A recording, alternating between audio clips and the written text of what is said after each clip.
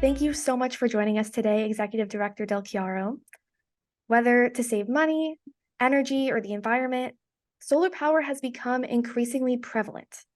According to the International Energy Agency, solar is the third largest renewable energy technology, with only hydropower and wind surpassing it, which is why we're so grateful to have the Executive Director of the California Solar and Storage Association, Bernadette Del Chiaro, here to discuss the importance of solar energy, the power of local policy to make sustainable change, and the impact individuals can have on the environment. So let's get right into it. Climate change is here, and it's really giving the world a run for their money in the sense that the impacts are catastrophic and the solutions are costly and complicated. They range from walking to work to buying sustainable, locally sourced foods, eating a plant-based diet, to building seawalls to protect against rising sea levels. So with so many areas that need change in order to ensure a livable future, why is it important to focus on solar energy? Well, Rachel, it's so good to be here and be part of your podcast. Thanks for having me. And solar energy, interestingly, in California is the largest form of non-carbon energy. So we have over 30 gigawatts of solar energy in California. I'll talk about that a little bit later. But it's a pretty amazing resource already in our state. It's a great question. I mean, there are so many environmental problems, even beyond climate change, that need our attention. But nobody really, I think, disputes the fact that solving climate change is really the issue of our times to solve. And if you boil down climate change, which sometimes can seem like a pretty complex issue, it really comes down to one simple thing, which won't be easy, but is moving off of fossil fuels. Mm-hmm. And to do that as quickly and with as little disruption to our society as possible. What we need to do that is we have to come up with a different way to move vehicles, whether that's a car or an airplane. We have to come up with a different way to heat our homes and buildings, to heat our water for our hot showers in the morning, to cook our food, and to manufacture goods and services. And we have to do all of that without burning coal and oil and natural gas. So that's really the problem, and the way to solve it. So while there's many sources, or several sources, I should say, of non-carbon energy resources that can do those things, that can power a car, make a car move from point A to point B, heat our homes, etc. There's really nothing as abundant as solar energy and the sun's energy. It is just the single most abundant natural carbon-free resource on the planet. One fact that I like to kind of encapsulate that is 170,000 terawatts of energy fall on the earth continuously every second of every day, which is more than 10,000 times the global consumption of energy to do all of that movement and manufacturing and heating and cooling that we do around the globe as all human beings. And so the beauty of it is we have actually figured out already how to capture the sun's energy to do that heating and cooling and movement and creation work that energy gives us the potential to do. So we've already figured it out. The question is just, how do we deploy it as quickly as possible and get it in the hands of everybody, so that we can solve climate change sooner than later. So to really put it more bluntly, we can't solve climate change without solar energy. It is that important, and it's that foundational to our clean energy future. Yeah, thank you. And you mentioned that it's important to get solar out quickly and get it spread out very soon. How is that achievable? Well, we'll talk a little bit about policy down later, I'm sure, but there's actually, first take a step back. There's two really mainstream types of solar energy. One is called solar heating and cooling, or solar hot water. That technology basically captures the heat from the sun, just like we would if we went out and we wanted to get warm up in the sunlight. We would be absorbing heat from the sun. Well, there's panels that you can put on a roof or on a building, and they'll capture the heat from the sun, and they will turn that into usable energy, whether that is through heating and cooling. You can actually air condition an entire building by using hot water, or you can just heat water for hot water's sake. So you could have a solar heating system to be able to take hot water showers and not have to use fossil fuels to do that, which is what we primarily do in California and around the country. So that technology is really, really promising. And interestingly, for the UCR audience, just a couple miles up the road in Fontana, you're home to one of the largest manufacturers of solar hot water technologies, a company called SunEarth, who are just about to celebrate their 45th year anniversary of making equipment here in California. So it's a sort of a really pretty exciting technology, and a really cool way of capturing energy from the sun and putting it to use. The other is, of course, the more commonly known as solar photovoltaics. So as most people know, that captures the light from the sun, so the photons from the sun, not the heat, and it converts it into electricity through a chemical reaction in the panel. And those two types of solar energy are what really have the potential to drive and be the foundation of our clean energy transformation. In fact, the Department of Energy estimates that about 50%, a little bit more than that, of our clean energy future by 2045 will be based on solar energy, and it'll be a combination of those technologies. So solar, the way in which we get it out there is by basically through consumer adoption, aided by public policy, and through utility adoption, aided through public policy. And so we could talk more about that. I'm really focused on the distributed or the rooftop side of the market, but both are really important. Here in California, one more thing I'll say is, I mentioned we already have the kind of largest supply of renewable energy in California is coming from solar power. And about half of that is big projects out in the desert, where you kind of big, huge swaths of land are sort of covered in solar panels. But the other half, so 50% of our solar energy here in California is on rooftops. So it's distributed throughout the state in our communities. And a lot of people don't know that. They think it's mostly utility scale, with rooftop just being sort of like a little added on top, but it's actually 50% of our market. It's really powerful. Yeah, and that actually gets straight into our next question, which among all of the renewable energy options available, and specifically in relation to what you were just talking about, as opposed to getting a large plot of land and putting solar panels, why is rooftop solar in particular so important to achieving a greener future? Such a great question. We need it all. Like we need an all solutions, all energy, renewable energy resources deployed as fast as possible. But the reason why rooftop solar is so important is because, so just take a step back. One other really unique thing about solar that makes it really, beyond the fact that the sun's energy is so abundant and ubiquitous, is that solar technologies don't have any moving parts, and they are modular. So they can either be scaled to be very small, or they can be, added together, strung together to be very, very large systems. And those two qualities are very different than other forms of renewable energy. And it has allowed us to scale up the market quickly or rapidly over the past decade or so. And we've been able to bring the price down over 80% as a result, making solar really the most cost-effective energy resource now, not just renewable energy resource. So it has to do with that unique sort of basic characteristics of solar, of no moving parts, and it's modular. And that modular kind of dynamic and the no moving parts dynamics enables us to put it and fit it into our built environment super easy, right? So you can put it on a tiny little, ADU in your backyard, little granny unit in your backyard. You can put it on a huge, Amazon shipping center warehouse.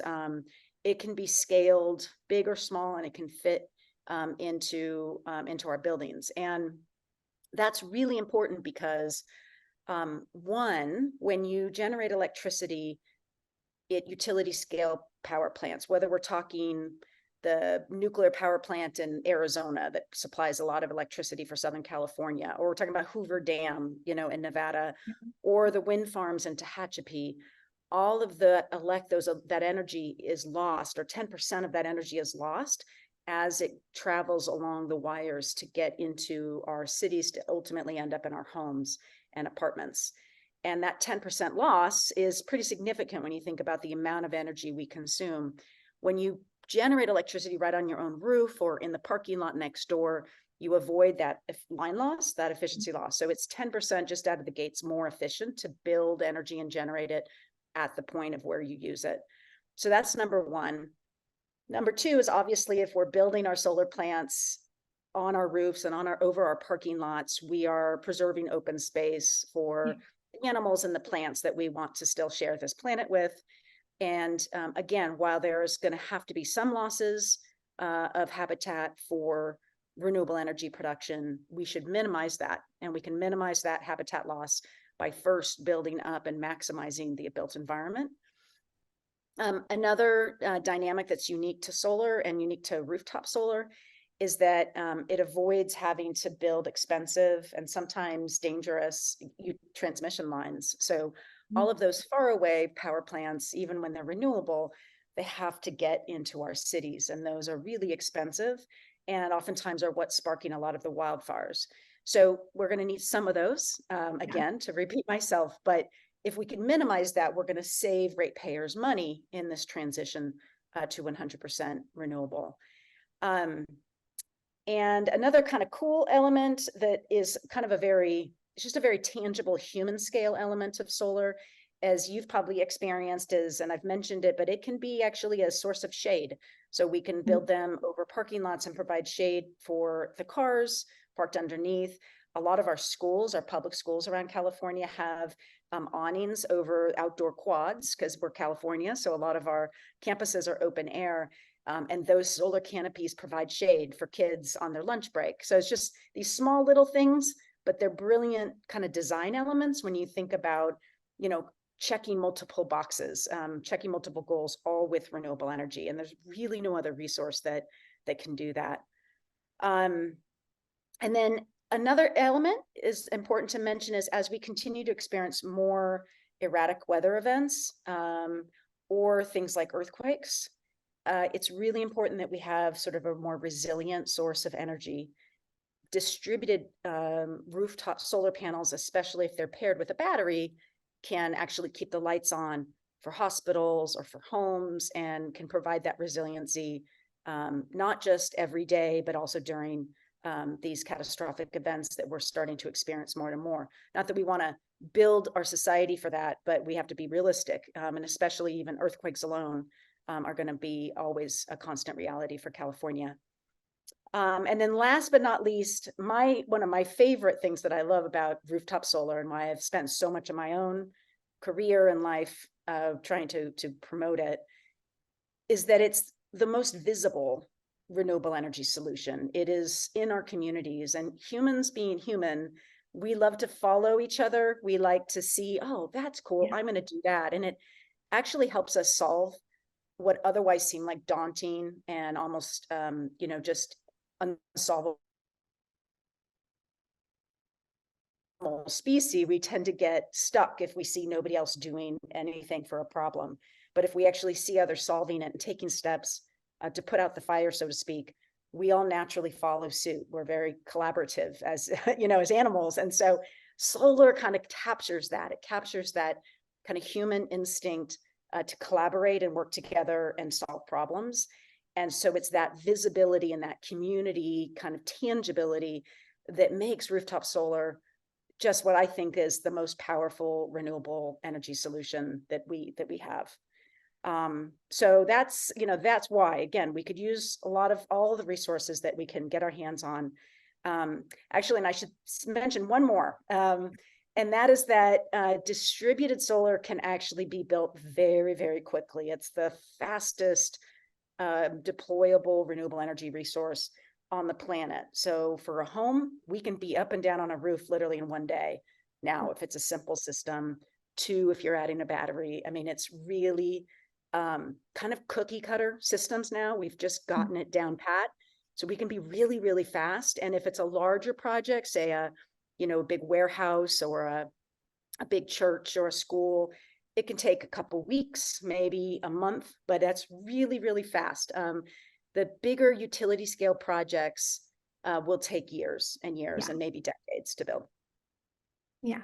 And I think it's actually great that you bring up how using rooftop solar can have so many benefits beyond helping as a renewable energy source, such as providing shade or that community aspect. Because a lot of people, I think, forget that by helping solve climate change, you're also, in general, to lack of a better way of saying it, making the world a better place. Yeah. So Yeah. it's great that you bring that up. But kind of going back to what you said earlier about the abundance of solar energy, a lot of discussions about solar energy focus on the accessibility and the practicality of getting solar panels to consumers, and they often leave out the importance of solar energy storage. So, why is solar energy storage so essential to a clean future? Great question.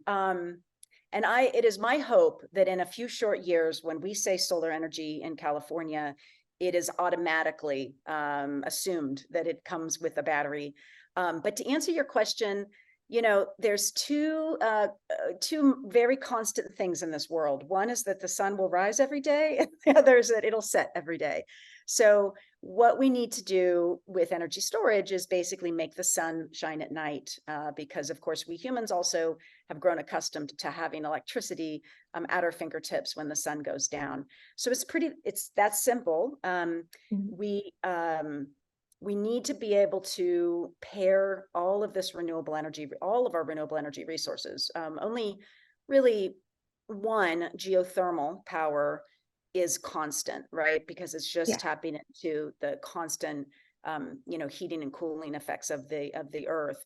Offshore wind has the potential to be also fairly constant, unlike onshore wind. Mhm. But otherwise, that is a very common attribute of renewables, is that they fluctuate. Even hydropower, of course, fluctuates. Um, and so energy storage is critical. I think it's always interesting to point out that there's various different types of energy storage. So going back to my solar hot water example, energy storage in that context is simply an insulated tank, a water tank in your garage. So, you heat the water in the day, and then the next morning when you get up to take your hot shower, that energy essentially has been stored in a hot water tank. And so that is energy storage. We didn't have to burn fossil fuels or even use electricity to heat that water. It's really efficient and terrific. Another form of energy storage that I think is kind of interesting, though it has very limited applicability, is called pumped hydro. So the idea is you take water down at a low elevation, you use electricity during the day powered by solar panels, and you pump it up a hill, and you store it in a reservoir. And then at night, you let the water flow back down the hill and pass through a turbine to generate electricity at night. So you are essentially using the sun's energy and storing it in the form of water that is stored up above. That is, it's really clever, but it has obviously pretty limited applicability. Yeah. The most common form of energy storage is what people think of as batteries.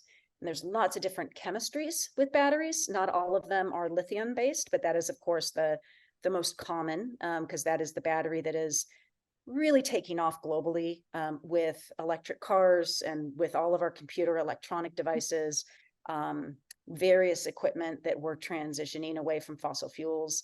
And then, of course, pairing that with a solar system on your roof, so that you can store that sunshine during the day and discharge that battery, usually in the evening. The bigger the battery, the more solar energy you can store. And it is, of course, totally possible to be completely self-sufficient on your own solar system.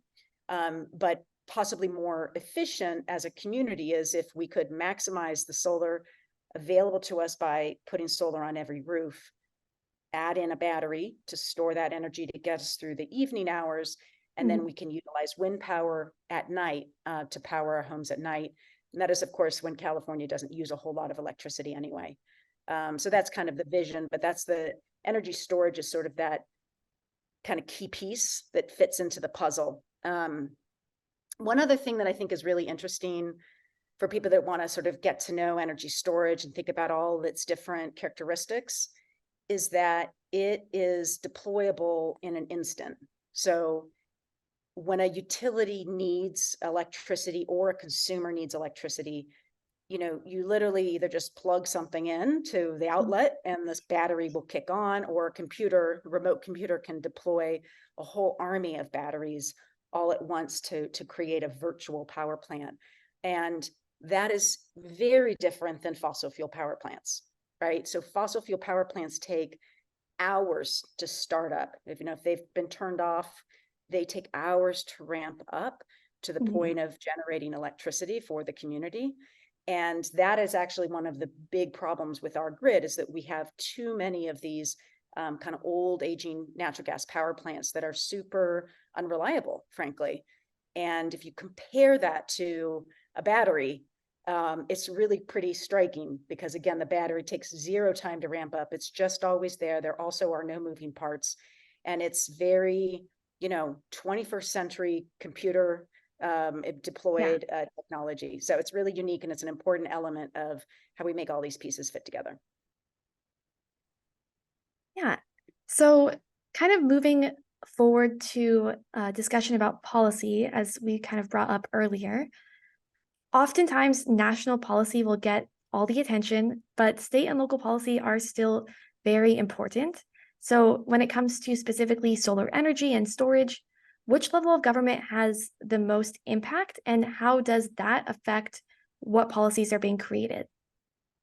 I love this question. When I was young, coming out of college and wanting to focus on the environment and climate change and energy issues, I deliberately chose to work in California at the state level for this very reason, that state level decisions on energy, it's a unique issue in this way, but they have the greatest impact on driving change. The federal government can be certainly very helpful. They can also be a big hindrance, but the really kind of the future of changing the way in which we power our communities is done at the state level, through decisions at the state legislature to create incentives, for example, for consumers to adopt renewable energy, to create mandates for utilities to modify their portfolio and add in renewable energy. The state regulates the utilities through the Public Utilities Commission, which has a huge impact on consumer choice and consumer deployment and investment in renewables. Mhm. Local level decisions are also really important. So where is your local mayor and city council on doing things like streamlining the permitting process for going solar? That can be a huge hindrance for people, because it adds considerable amount of cost to solar and time and delay. And there's a lot of things that local governments can do to make that faster. And like there's a software that the Department of Energy has developed, where every single building department in America can tap into that software for free and provide instantaneous permitting. So you Oh, don't wow. have to literally drive down to the permitting office with a piece of paper anymore. You can just use your computer, you enter in some information, and out spits the permit, the permission to go build your solar system. That kind of thing is really groundbreaking, but we need all of our California cities and counties to actually adopt it. So state is number one, hands down. Local governments would be number two. And then federal government is actually in the third place in terms of importance. Yeah. And in terms of accessibility, because we are talking about permits, what changes could be made to make solar and solar energy more accessible to the average consumer? Yeah. California did this amazing thing in 2006. We passed what's called the Million Solar Roofs Initiative, and that basically provided rebates to lower the cost for consumers to go solar. It expanded access to a program called net metering, which also created a financial incentive to be able to save money by having that solar system on your roof. And then its subsequent legislation has kind of tried to deal with these, the red tape, cutting the red tape just to, kind of speed up the adoption of solar. California has recently started to kind of back away from incentivizing rooftop solar, and also really doesn't have a program about batteries right now that's anything significant. Mhm. And so we really need California to get back in the saddle when it comes to distributed rooftop solar. redeploy initiatives to get consumers to continue to grow solar. We have almost 2 million rooftops with solar on, and that includes thousands of schools, churches, farms, apartment buildings, businesses, as well as homes. But that's really only scratching the surface. About 10% of California buildings have solar only. So we have much further to go. And what the simplest things that the state can do is just simply lower the price for people, make it fair and able for everybody, working class, middle class, and everybody alike to be able to afford solar. Maintain those savings. So when you go solar, you're saving a lot of money and getting a return on that investment. Because really, when you go solar, you're not just doing it for yourself. When you think about it, again, we've got 2 million miniature power plants deployed all throughout California, 15 gigawatts, which is the equivalent of about 6 nuclear power plants. And all that was built with private or community-based money. Mm.